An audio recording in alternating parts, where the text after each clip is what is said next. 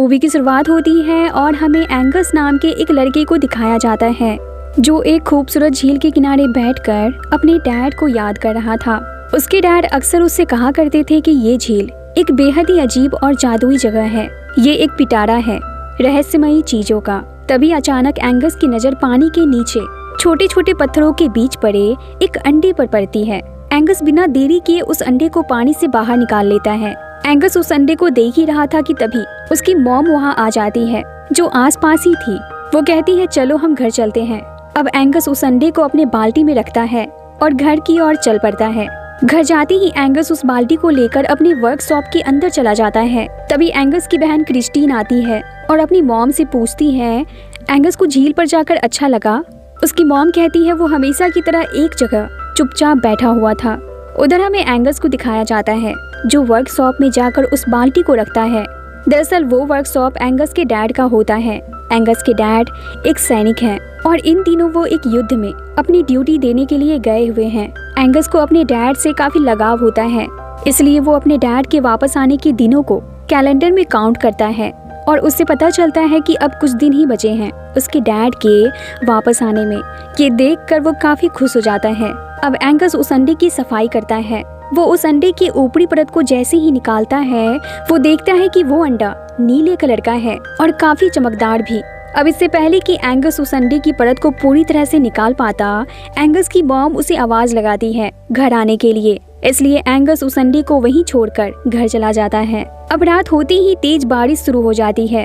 Angus जो अपने कमरे में बैठकर अपने डैड को याद कर रहा था, तभी अचानक उसे वर्कशॉप से अजीब सी आवाज सुनाई देती है। वो भागता हुआ वर्कशॉप के अंदर जाता है और देखता है कि वो अंडा जिसकी सफाई वो कर रहा था वो नीचे गिरकर टूट चुका है, मगर वो खाली है। वहीं वर्कशॉप में अजीब सी हलचल हो रही है। अब इससे पहले कि एंगस कुछ समझ पाता, उसकी नजर एक अजीब से जानवर पर पड़ती है। वो उसी अंडे से बाहर निकला था। एंगस उसे छूने की कोशिश करता है, मगर वो जानवर उसे काटने लगता है। एंगस को लगता है शायद वो भूखा है, इसलिए वो भागकर किचन जाता है और एक आलू लेकर आता है। अब पेट भरते ही वो जानवर थोड़ा शांत होता है, मगर तभी एंगस की मॉम उसे वापस से आवाज लगाने लगती है सोने के लिए, और ना चाहते हुए भी एंगस को उस जानवर को वहीं छोड़कर जाना पड़ता है। सुबह होते ही एंगस देखता है कि बहुत सारे सैनिक उसके घर की ओर आ रहे हैं। एंगस जल्दी से अपनी मॉम और बहन के साथ नीचे आता है। नीचे आते ही कैप्टन हैमिल्टन एनी से कहते हैं हमें जानकारी मिली है कि जर्मन समुद्र के रास्ते अपने सबमरीन को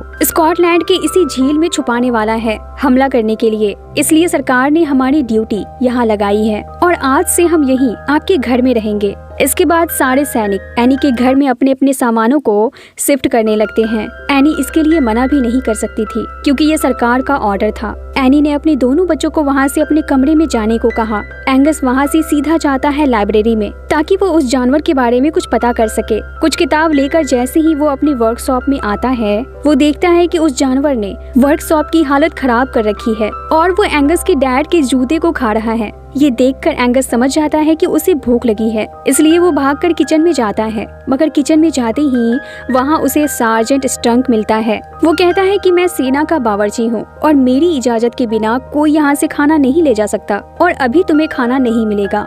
ये सुनकर एंगस दिमाग लगाता है और कहता है कचरा मैं ही फेंकता हूँ। स्ट्रंक कहता है ठीक है, लेकर जाओ। उस कचरे में उस जानवर के खाने के लिए बहुत सारा खाना था जिसे वो पेट भर के खाता है। ये देखकर एंगस को काफी अच्छा लगता है और वो उसका नाम क्रूसो रखता है।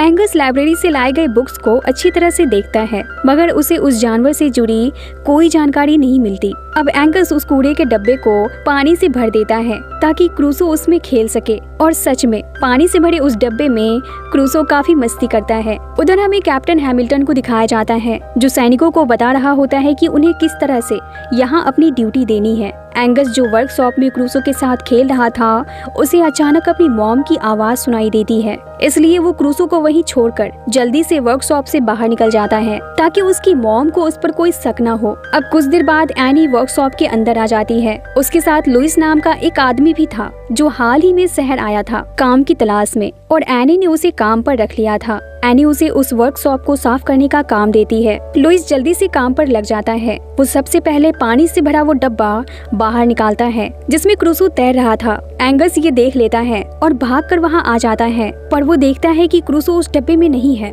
एंगस लुइस से पूछता है, तुम कौन हो और मेरी वर्कशॉप में क्या कर रहे हो? ये मेरे डैड की वर्कशॉप है, वो लड़ाई पर गए हैं और जल्द ही वापस आने वाले हैं। लुइस कहता है, मुझे तुम्हारी मॉम ने वर्कशॉप की देखभाल के लिए रखा है, इसलिए फिलहाल ये वर्कशॉप मेरी है और जब तुम्हारे डैड वापस आ जाएंगे तो मैं यहाँ से चला जाऊंगा। ये सुनकर एंगस वर्कशॉप से बाहर निकल जाता है और क्रूसो को हर तरफ ढूंढने लगता है। वहीं हम क्रूसो को देखते हैं जो एंगस के घर में टहल रहा था। तभी सार्जेंट स्ट्रंग का डॉग चर्चिल उसे देख लेता है और उसके पीछे दौड़ पड़ता है, पर चूंकि चर्चिल रस्सी से बंधा हुआ था इसलिए वो क्रूसो पर हमला नहीं कर पाता। अब क्रूसो टहलता हुआ गेस्ट बाथरूम के अंदर चला जाता है जहां एंगस की बहन क्रिस्टीन नहाने जा रही थी, पर अंदर जाते ही क्रिस्टीन की नजर जैसे ही क्रूसो पर पड़ती है वो जोर से चिल्लाती है। उसकी आवाज एंगस सुन लेता है और भागकर बाथरूम के अंदर जाता है। वो क्रिस्टीन से कहता है, तुम डरो मत, ये तुम्हें कुछ नहीं करेगा। मुझे समुद्र के किनारे एक अंडा मिला था, ये उसी से बाहर निकला है, इसका कोई नहीं है, मैं ही इसका दोस्त हूँ। तुम प्लीज मॉम को कुछ मत बताना। क्रिस्टीन कहती है, ठीक है। उधर हमें एनी को दिखाया जाता है जो लुइस के पास जाती है अपने हस्बैंड के कुछ कपड़े लेकर और उससे कहती है, तुम इसे रख लो, तुम्हारे काम आ जाएगा।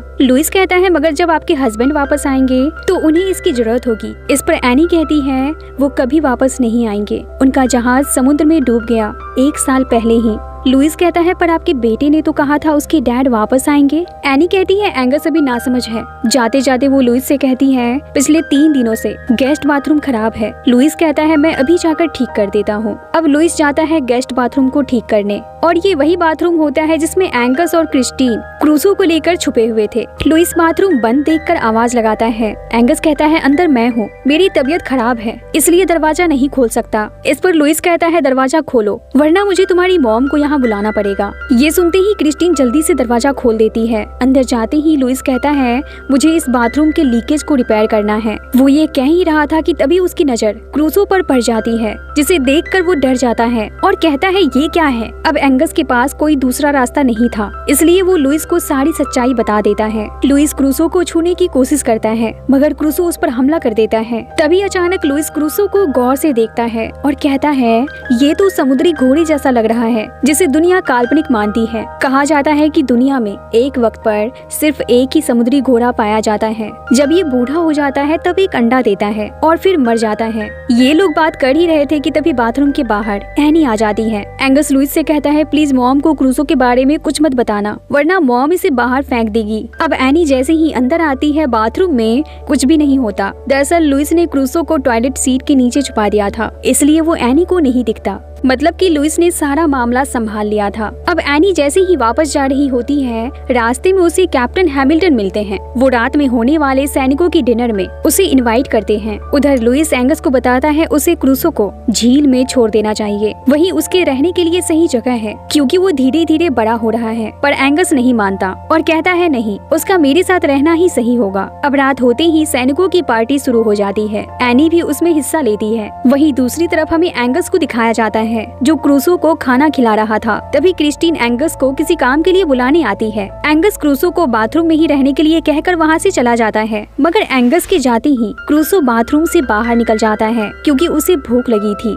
दूसरी तरफ हमें चर्चिल को दिखाया जाता है जो क्रूसो को स्मेल कर लेता है और जल्दी से भागता है उसे ढूंढने के लिए। आखिरकार क्रूसो और चर्चिल का आमना सामना हो ही जाता है। अब इससे पहले कि चर्चिल क्रूसो पर हमला करता, क्रूसो वहाँ से भागने लगता है और इस दौरान घर में अफरा तफड़ी मच जाती है। चर्चिल क्रूसो को ढूंढता हुआ सैनिकों के डाइनिंग टेबल पर चढ़ जाता है और उनका डिनर पूरी तरह से खराब कर देता है। पर यहाँ कमाल की बात ये थी कि किसी को भी क्रूसो नजर नहीं आता क्योंकि सबका ध्यान तो चर्चिल पर ही था। वहीं हमें क्रूसो को दिखाया जाता है जो घर से बाहर निकल चुका था। बाहर निकलते ही उसे बगीचे में बने हुए एक फाउंटेन में बहुत सारी मछलियाँ दिख जाती हैं जिसे वो पेट भर के खाता है। उधर एंगस क्रूसो को हर जगह ढूंढ रहा था। तभी लुइस उसके पास आता है और कहता है, तुम जाकर सो जाओ क्योंकि जो कुछ भी हुआ है उससे तुम्हारी मॉम काफी गुस्से में है और तुम फिक्र मत करो, मैं क्रूसो को ढूंढ लूंगा। अब एंगस के वहाँ से जाते ही लुइस क्रूसो को हर तरफ ढूंढने लगता है और फाइनली क्रूसो उसे फाउंटेन में लेटा हुआ मिल ही गया। पर लुइस यहाँ ये देखकर हैरान हो गया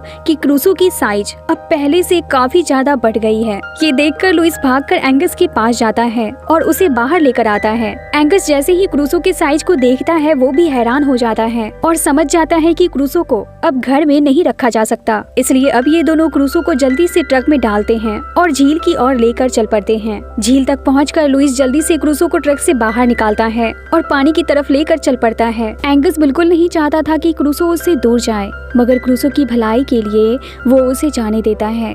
अब अगले दिन हमें जिमी और ह्यूग नाम के दो मछुआरों को दिखाया जाता है जो उसी झील में मछली पकड़ रहे थे। तभी अचानक ह्यूग, जिसके हाथ में मछली पकड़ने वाली रस्सी थी, उसे कोई खींचने लगता है, जिसके साथ उनकी नाव भी तेजी से आगे बढ़ने लगती है। तभी अचानक जिमी के सामने क्रूसो आ जाता है, जिसे देखकर उसके होश उड़ जाते हैं। अब जिमी ह्यूग को जल्दी से रस्सी काटने को कहता है। रस्सी काटते ही फाइनली इनकी नाव रुक जाती है और तभी इन दोनों को क्रूसो यानी कि वो बड़ा सा वाटर हॉर्स सामने छलांग लगाते हुए दिखाई देता है, जिसे देखकर दोनों को अपनी आंखों पर विश्वास नहीं होता। वहीं दूसरी तरफ हमें एंगस को दिखाया जाता है, जिससे कैप्टन हैमिल्टन कहते हैं कि तुम्हारी माँ ने कहा है कि मैं तुम्हें अभी से सेना में भर्ती कर लूं, इसलिए अब मैं तुम्हें सैनिक बनने की ट्रेनिंग देने वाला हूँ। एंगस कुछ दिन तक कैप्टन हैमिल्टन के ऑर्डर्स फॉलो करता है, मगर उसे इसमें बिल्कुल भी मन नहीं लगता। इसलिए एक दिन मौका देखकर वो वहाँ से भाग जाता है और झील के किनारे पहुंचकर क्रूसो को आवाज लगाने लगता है। काफी देर तक आवाज लगाने के बाद भी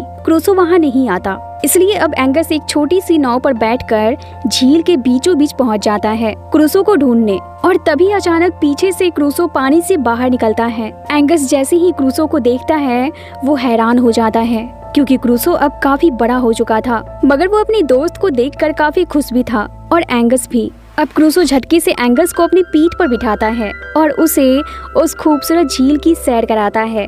एंगस इस पल को काफी एंजॉय करता है। अब कुछ देर बाद क्रूसो एंगस को किनारे तक आकर छोड़ देता है। तभी हम झील से कुछ दूरी पर स्ट्रंक और उसके डॉग चर्चिल को देखते हैं। चर्चिल क्रूसो को स्मेल कर पहचान जाता है और भागता है झील के किनारे की ओर। स्ट्रंक भी उसके पीछे ही था। झील के किनारे पहुंचते ही स्ट्रंक की नजर क्रूसो पर चली जाती है और वो इतने बड़े जानवर को देखकर हैरान हो जाता है। अब रात में एंगस लुइस और अपनी बहन क्रिस्टीन को दिन में हुई सारी कहानी बताता है, जिसे सुनकर तीनों काफी हंसते हैं। तभी वहाँ पर एनी आ जाती है और बाहर से ही इन तीनों को हंसते हुए देखकर वहाँ से वापस जाने लगती है। लुइस एनी को देख चुका था, इसलिए वो जल्दी से बाहर आता है और एनी से पूछता है कि आपको कोई काम था। एनी कहती है थैंक्स मेरे बच्चों के साथ वक्त बिताने के लिए, क्योंकि मैंने इन दोनों को काफी लंबे समय बाद खुल के हंसते हुए देखा है, खासकर एंगस को। अब लुइस अपने बारे में बताता है। वो कहता है वो भी एक सैनिक था, मगर एक युद्ध के दौरान दुश्मनों के हमले से वो बुरी तरह घायल हो गया।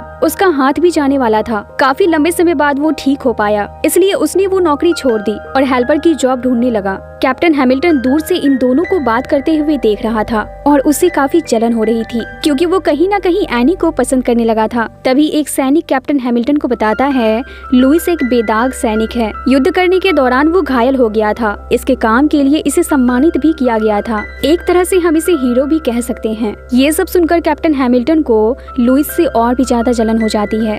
उधर हमें इसी शहर के एक बार को दिखाया जाता है, जहाँ पर वो दोनों मछुआरे जिन्होंने क्रूसो को झील में देखा था, वो दोनों बार के ऑनर और वहाँ बैठे एक पत्रकार को उस जानवर के बारे में बताता है। पत्रकार बार के ऑनर से कहता है, सोचो अगर ये बात सच हुई तो हमारे शहर में कितने सारे टूरिस्ट आएंगे और उससे हमारे शहर की आमदनी कितनी बढ़ जाएगी। अब अगली सुबह कैप्टन हैमिल्टन एनी और उसके दोनों बच्चों को अपना काम दिखाने के लिए झील के किनारे लेकर जाते हैं। वहाँ पहुँचते ही हैमिल्टन सैनिकों को उनके द्वारा तैयार किए गए तोप से झील में बॉम्ब फेंकने के लिए कहता है। दरअसल कैप्टन हैमिल्टन ये दिखाना चाह रहा था कि वो दुश्मनों के सबमरीन को किस तरह से कुछ ही सेकंड्स में डिस्ट्रॉय कर सकता है। एंगस ये सब देखकर काफी डर जाता है, क्योंकि उसे पता था कि क्रूसो इसी झील के अंदर है। इसलिए वो अपनी मॉम से कहता है, मॉम उन्हें रोकिए, क्योंकि इस झील में एक वाटर हॉर्स है और वो मेरा दोस्त है। क्रिस्टीन भी कहती है, मॉम एंगस सच कह रहा है। इस पर एनी कहती है, अपनी शैतानी बंद करो दोनों। उधर कैप्टन अपने सैनिकों को बिना रुके झील में हमला करने का ऑर्डर देता है। हमला होते ही क्रूसो काफी डर जाता है। वो अपनी जान बचाकर इधर उधर भागने लगता है। एंगस कैप्टन हैमिल्टन को ऐसा करने से रोकने की कोशिश करता है।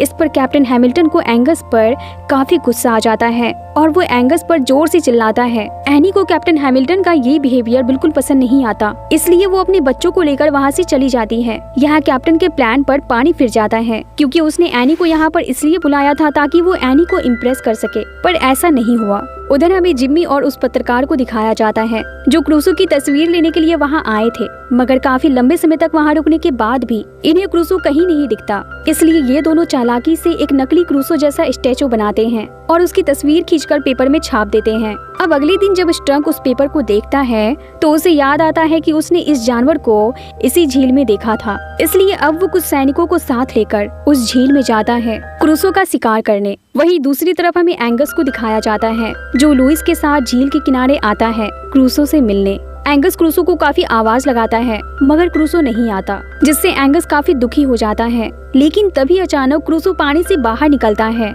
और एंगस पर हमला करने की कोशिश करता है, पर लुइस उसे बचा लेता है। इसके बाद क्रूसो वहाँ से चला जाता है। दरअसल झील में हुए बॉम्ब धमाके के कारण क्रूसो काफी ज्यादा एग्रेसिव हो चुका था। शायद उसे लग रहा था कि एंगस भी उसमें शामिल था। उधर झील में हमें स्ट्रंक को दिखाया जाता है जो अपने सैनिकों के साथ क्रूसो को ढूंढ रहा था। तभी अचानक क्रूसो पानी से बाहर निकलता है, जिसे देखकर स्ट्रंक अपने सैनिकों के साथ उस पर गोलियां चलाने लगता है। इससे क्रूसो को काफी ज्यादा गुस्सा आ जाता है और वो स्ट्रंक की नाव पर हमला कर देता है, जिससे नाव पर सवार सारे सैनिक पानी में गिर जाते हैं। उधर कैप्टन हैमिल्टन को ये खबर मिलती है कि सैनिकों पर हमला हो गया है। उसे लगता है कि शायद दुश्मनों ने हमला कर दिया है, इसलिए कैप्टन हैमिल्टन एनी को बच्चों के साथ छुपने के लिए कहता है। एनी ये खबर सुनते ही क्रिस्टीन से पूछती है एंगस कहाँ है। क्रिस्टीन कहती है वो झील के किनारे गया है। अब एनी कैप्टन हैमिल्टन से कहती है वो भी उसके साथ झील तक जाएगी, क्योंकि वो अपने बेटे को अकेला नहीं छोड़ सकती। हैमिल्टन उसे जाने से रोकता है, मगर एनी नहीं मानती। उधर हमें झील में क्रूसो को दिखाया जाता है जो अब काफी ज्यादा गुस्से में था, इसलिए अब वो स्ट्रंक को अपने मुंह में पकड़कर ऊपर उठा लेता है। अपनी मौत को करीब देखकर स्ट्रंक जोर जोर से मदद के लिए चिल्लाने लगता है। तभी वहाँ पर एंगस आ जाता है और क्रूसो से कहता है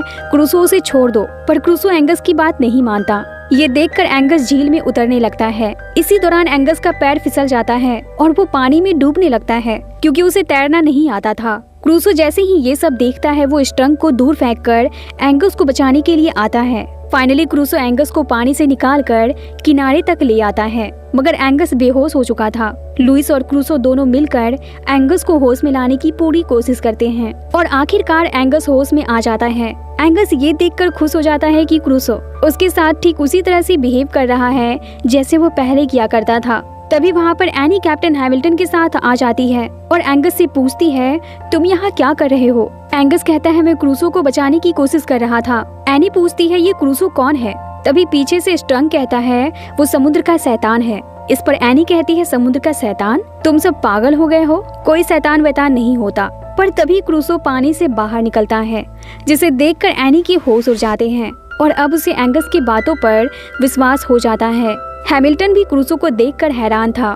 तभी हैमिल्टन के सैनिक दूर ऊंचे पहाड़ से क्रूसो को खतरा समझकर उस पर बॉम्ब बरसाने लगते हैं, जिसे देखकर क्रूसो वहां से भागने लगता है। एंगस भी क्रूसो के पीठ पर बैठकर वहां से निकल जाता है ताकि वो क्रूसो को यहाँ से निकलने का सही रास्ता बता सके। कैप्टन हैमिल्टन अपने सैनिकों से संपर्क करने की कोशिश करता है ताकि वो ये हमला रुकवा सके, मगर मौसम खराब होने के कारण कैप्टन की बात सैनिकों से नहीं हो पाती। अब कोई रास्ता ना देखकर एनी, लुइस और कैप्टन हैमिल्टन एक बोट में बैठकर उनके पीछे जाते हैं।